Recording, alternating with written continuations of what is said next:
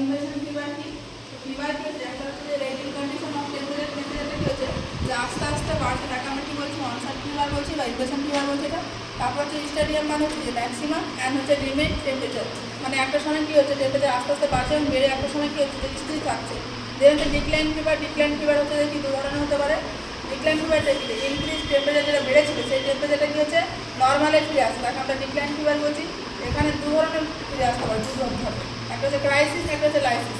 ক্রাইসিসে কী হচ্ছে যে increase temperature কী হচ্ছে রিটার্ন টু নর্মাল হঠাৎ করে কী করছে যে রিটার্ন আসছে। আর এখানে দু ধরনের হতে পারে কি হচ্ছে একটা ট্রু ক্রাইসিস একটা হচ্ছে ফলস ক্রাইসিস।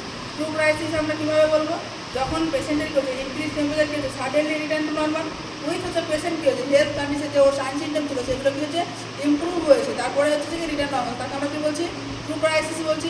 ফলস ক্রাইসিস কাকে বলছি ফলস ক্রাইসিসের ক্ষেত্রে আমরা কী বলছি যে ইনক্রিজ টেম্পারেচার ক্ষেত্রে return to normal without improve patient health condition যে পেশেন্টের কোনো হেলথ কন্ডিশনের ইমপ্রুভ না এসে কী হচ্ছে যে টেম্পারেচারটা ফল করছে তাকে আমরা কী বলছি যে ফলস ক্রাইসিস বলছি।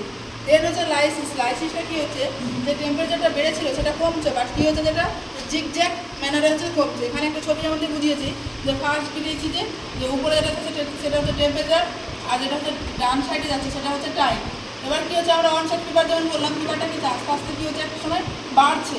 তারপরে স্টেডিয়াম ফিভার একটা সময় বাড়ছে বাড়ার পর কী হচ্ছে স্থির থাকছে তাকে আমরা কী বলছি স্টেডিয়াম ফিভার বলছি। দেন হচ্ছে ডিক্লাইন ফিভারকে আমরা দুভাগে ভাগ করেছি একটা হচ্ছে ক্রাইসিস একটা হচ্ছে লাইসিস। ক্রাইসিসের ক্ষেত্রে কী হচ্ছে যে টেম্পারেচারটা ইনক্রিজ হচ্ছিল হঠাৎ করে কী করেছে কী কমে গেছে তাকে আমরা ক্রাইসিস বলছি। বাট লাইসিসের ক্ষেত্রে কী হচ্ছে জিগজ্যাগ প্রসেসে একটা কী করছে আস্তে আস্তে করছে যে টেম্পারেচার কমেছে তাকে আমরা কী বলছি লাইসিস বলছি। এবং ক্রাইসিসের দুটো ভাগ বললাম একটা হচ্ছে ট্রু ক্রাইসিস একটা হচ্ছে ফলস ক্রাইসিস। ট্রু ক্রাইসিসের ক্ষেত্রে কী হচ্ছে যে টেম্পারেচারটা ইনক্রিজ ছিল সেটা কী হচ্ছে যে ডিক্রিজ হচ্ছে বাট কী হচ্ছে পেশেন্টের যে সাইন সিমটমগুলো ছিল সেগুলো কী হচ্ছে ইমপ্রুভ হচ্ছে তাকে আমরা ট্রু ক্রাইসিস বলছি। ফলস ক্রাইসিস তাকে বলছি যে ইনক্রিজ টেম্পারেচারটা ডিক্রিজ হয়েছে বাট কী হচ্ছে এখানে পেশেন্টের হেলথ কন্ডিশনে কোনো ইমপ্রুভ আসছে না তাকে আমরা বলছি ফলস ক্রাইসিস। যেটা যে কন্টিনিউয়াস ফিভার বা কনস্ট্যান্ট ফিভার এখানে কী হচ্ছে যে টেম্পারেচার ভেরিয়েশন কিছু নট মোর দ্যান হচ্ছে 2 ডিগ্রি সেলসিয়াস বিটুইন মর্নিং আর ইভিনিং।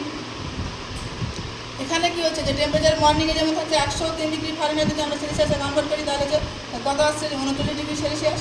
তারপরে ইভিনিংয়ে হচ্ছে 100 ডিগ্রি ফারেনহাইট যদি আমরা হচ্ছে সেলসিয়াসে কনভার্ট করি তাহলে কী হচ্ছে যে 37.77 হচ্ছে ডিগ্রি সেলসিয়াস। এবার এখানে আমরা কী দেখছি যে 2 ডিগ্রি সেলসিয়াসের থেকে কী হচ্ছে যে বেশি ভেরিয়েশন রয়েছে টেম্পারেচারে তাকে আমরা কী বলছি কন্টিনিউয়াস ফিভার। এখানে কিন্তু নর্মালি কিন্তু ফিরে আসছে না নট রিটার্ন টু নর্মাল। এবার যে রেমিটেড ফিভার এখানে কী হচ্ছে যে টেম্পারেচার কী থাকছে যে ভেরিয়েশন 2 ডিগ্রি সেলসিয়াস থাকছে মর্নিং আর ইভিনিংয়ের ক্ষেত্রে টেম্পারেচার কী হচ্ছে নর্মালে আসছে কত যেমন মর্নিংয়ে কত ছিল 39 ডিগ্রি সেলসিয়াস ছিল ইভিনিংয়ের সময় কত আসছে 37 ডিগ্রি সেলসিয়াস। এখানে কী হচ্ছে যে কী হচ্ছে 2 ডিগ্রি সেলসিয়াসের ক্ষেত্রে কী হচ্ছে যে কমেছে এবং টেম্পারেচারটা কী হচ্ছে নর্মালে ফিরে এসছে তাকে আমরা কী বলছি রেমিটেড ফিভার বলছি। যেন হচ্ছে ইনভার্স ফিভার মানে হচ্ছে যে রিভার্স দেখা সেটা যে আমাদের যেমন নর্মাল বডি টেম্পারেচার কী থাকে যে ইভিনিংয়ের টাইমে হচ্ছে বেশি থাকে আর মর্নিংয়ের টাইমে কম থাকে। বা যখন ইনভার্স ফিভার দেখছে তখন কী হচ্ছে যে হাই টেম্পারেচার থাকছে ইন মর্নিং এবং লো টেম্পারেচার কখন থাকছে যে ইভিনিংয়ের টাইম থাকছে তাকে আমরা কী বলছি ইনভার্স ফিভার বলছি। দেন হচ্ছে রাইগারটা কী হচ্ছে 3টে স্টেজ হচ্ছে একটা হচ্ছে কোল্ড স্টেজ একটা হট স্টেজ একটা হচ্ছে সোয়েটিং স্টেজ। তো এগুলো হচ্ছে সব টাইপস অফ ফিভার।